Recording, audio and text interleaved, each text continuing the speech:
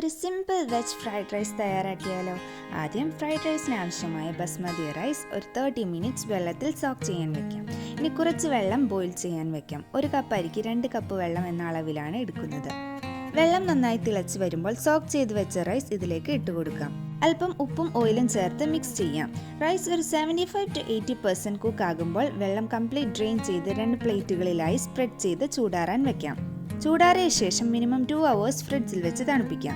ഇനി ഫ്രൈഡ് റൈസിന് ആവശ്യമായ ബാക്കി ഇൻഗ്രീഡിയൻസ് നോക്കാം. ഓയിൽ, ചെറുതായി അരിഞ്ഞ വെളുത്തുള്ളി, സ്പ്രിംഗ് ഓണിയൻ, ക്യാപ്സിക്കം, കുരുമുളക് പൊടി, ഉപ്പ്, chilli sauce, soya sauce, carrot, beans, cabbage, ടൂർണിപ്പ്.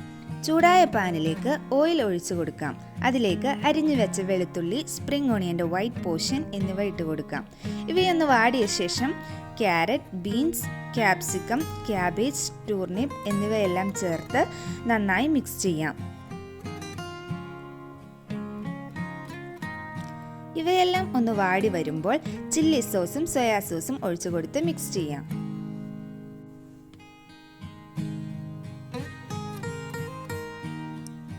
ഇനി ഇതിലേക്ക് നേരത്തെ തയ്യാറാക്കി വെച്ച ബസ്മതി റൈസ് ആഡ് ചെയ്യാം.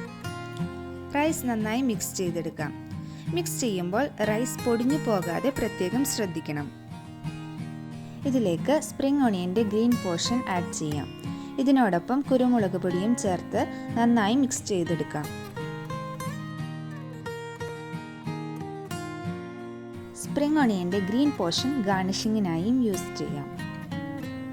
Tasty veg fried rice ready.